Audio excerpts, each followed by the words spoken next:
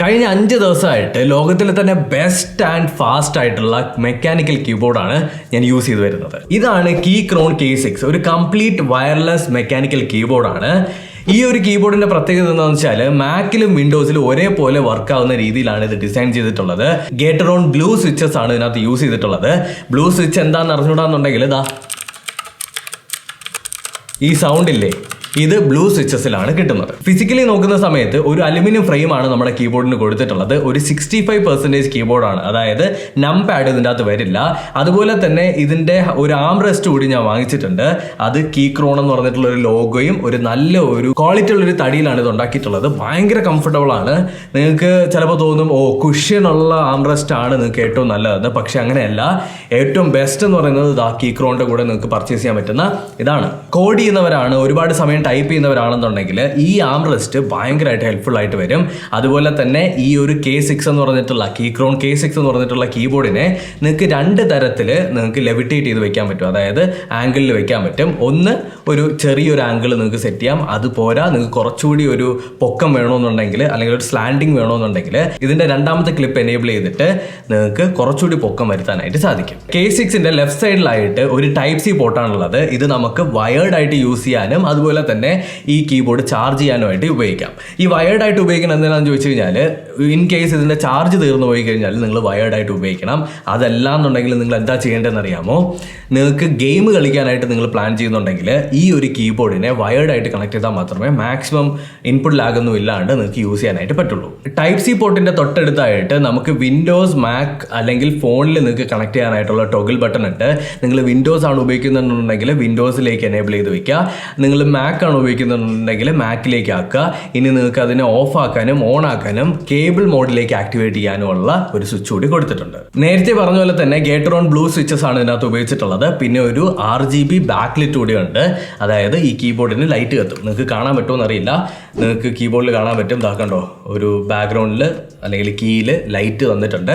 എന്നാൽ ഇത് ഭയങ്കരമായിട്ട് എടുത്തു നിൽക്കുന്ന തരത്തിലുള്ള RGB ലൈറ്റ് ഒന്നുമല്ല.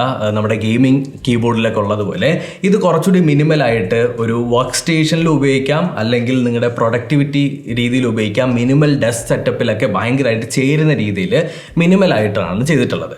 Keychron എന്ന ബ്രാൻഡിനെ നമ്മൾ എടുത്തു കഴിഞ്ഞാൽ ഇവർ ഇഷ്ടം പോലെ കീബോർഡിൽ എടുക്കുന്നുണ്ട്. എല്ലാം ഇതേപോലത്തെ മിനിമൽ ഡെസ്ക് സെറ്റപ്പിലും അല്ലെങ്കിൽ പ്രൊഡക്ടിവിറ്റിക്ക് വേണ്ടിയിട്ടാണ് ഇവർ മെയിൻലി ഫോക്കസ് ചെയ്യുന്നത്.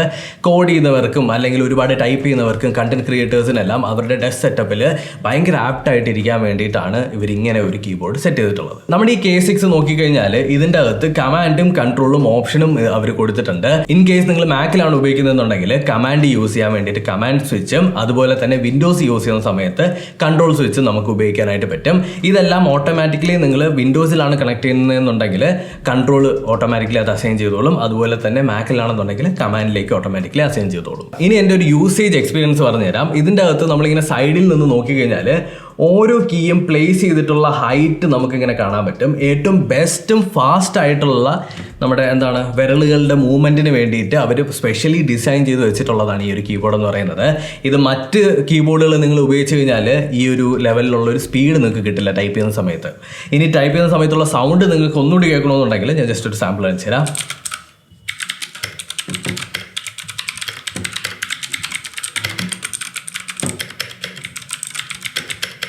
ഇനി നിങ്ങൾക്ക് ഈ ഒരു സൗണ്ട് ഇഷ്ടമല്ല, കുറച്ചുകൂടി സൈലൻ്റ് ആയിട്ടുള്ളത് വേണമെന്നുണ്ടെങ്കിൽ ഇതിൻ്റെ 3 വെർഷനിൽ നമുക്ക് പർച്ചേസ് ചെയ്യാൻ പറ്റും. റെഡ് സ്വിച്ച് വെച്ചും പർച്ചേസ് ചെയ്യാം, ബ്രൗൺ സ്വിച്ച് വെച്ചും പർച്ചേസ് ചെയ്യാം, അതുപോലെ തന്നെ ബ്ലൂ സ്വിച്ച് വെച്ചും പർച്ചേസ് ചെയ്യാം.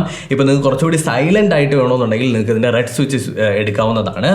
അപ്പോൾ ഇതിൻ്റെ പ്രൈസിനെ പറ്റിയുള്ള ഡീറ്റെയിൽസ് എല്ലാം ഞാൻ ഡിസ്ക്രിപ്ഷനിൽ കൊടുത്തിട്ടുണ്ട്. അതുപോലെ തന്നെ Keychronന്റെ വെബ്സൈറ്റിൽ നിങ്ങൾക്ക് കയറി നോക്കിക്കഴിഞ്ഞാൽ ഇതുപോലെ തന്നെ നംപാഡ് ഉള്ള വേർഷൻ അല്ലെങ്കിൽ കുറച്ചുകൂടി ഷോർട്ട വേർഷൻ, ഇതിൻ്റെ ഏറ്റവും ലേറ്റസ്റ്റ് ആയിട്ടുള്ള വേർഷൻ, അങ്ങനെ ഇഷ്ടം പോലെ വെറൈറ്റി ഓഫ് കീബോർഡുകളുണ്ട്.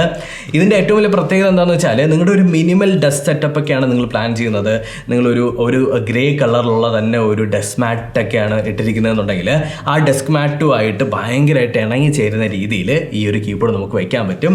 ഭയങ്കര ഒരു ലുക്ക് തന്നെയാണ് ഈ ഒരു കീബോർഡ് എന്ന് പറയുന്നത്. ഇതിനകത്ത് എങ്ങനെയാണ് നമ്മുടെ ലൈറ്റ് മോഡിൽ സ്വിച്ച് ചെയ്യുന്നതെന്ന് ചോദിച്ചു കഴിഞ്ഞാൽ റൈറ്റ് സൈഡിലായിട്ട് ഹോമിന് മേളിലായിട്ട് ഒരു ലൈറ്റിൻ്റെ ഒരു ബട്ടൺ അവർ അസൈൻ ചെയ്തിട്ടുണ്ട്.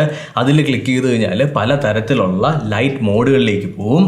രണ്ടാമതായിട്ട് ഇതിൻ്റെ കളറുകൾ മാറ്റാൻ, ആ ലൈറ്റിൻ്റെ എല്ലാം കളറുകൾ മാറ്റാനായിട്ട് നിങ്ങൾക്ക് ഇവിടെ ഒരു ആരോ ബട്ടൺ ഉണ്ട്. Arrow button function plus arrow button click ചെയ്ത് കഴിഞ്ഞാൽ നിങ്ങൾക്ക് അതിൻ്റെ കളറുകൾ മാറ്റാനായിട്ട് സാധിക്കും. അപ്പോൾ നിങ്ങൾക്ക് എങ്ങനെയാണ് ഇഷ്ടം എന്നുള്ള രീതിയിലെല്ലാം നിങ്ങൾക്ക് കസ്റ്റമൈസ് ചെയ്യാനായിട്ടുള്ളൊരു ഓപ്ഷനും ഉണ്ട്.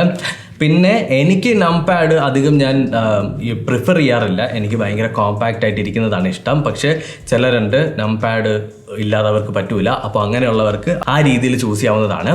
അപ്പോൾ ഈ ഒരു വീഡിയോ ഇത്രയേ ഉള്ളൂ, ഈ ഒരു പ്രോഡക്റ്റും ഇത്രയേ ഉള്ളൂ. അപ്പോൾ കീക്രോൺ കുറച്ച് പ്രീമിയം ലെവലിലുള്ള മെക്കാനിക്കൽ കീബോർഡുകളാണ് അവർ റിലീസ് ചെയ്യുന്നത്. അപ്പോൾ കീക്രോണിൻ്റെ വെബ്സൈറ്റ് ചെക്ക് ചെയ്ത് നോക്കുക. അതുപോലെ തന്നെ നിങ്ങൾക്ക് ഡിസ്കൗണ്ടോ കാര്യങ്ങളൊക്കെ ഉണ്ടെങ്കിൽ ഞാൻ ഡിസ്ക്രിപ്ഷനിൽ മെൻഷൻ ചെയ്തിട്ടുണ്ടാവും. അപ്പോൾ thank you so much for watching. ഈ വീഡിയോ ഇഷ്ടപ്പെട്ടെന്ന് കരുതുന്നു. ഇഷ്ടപ്പെട്ടിട്ടുണ്ടെങ്കിൽ ലൈക്ക് ചെയ്യുക, ഷെയർ ചെയ്യുക, സബ്സ്ക്രൈബ് ചെയ്യുക. അടുത്തൊരു ടെക്നോളജി വീഡിയോയിൽ വീണ്ടും കണ്ടുപിടുന്നതായിരിക്കും. ബൈ.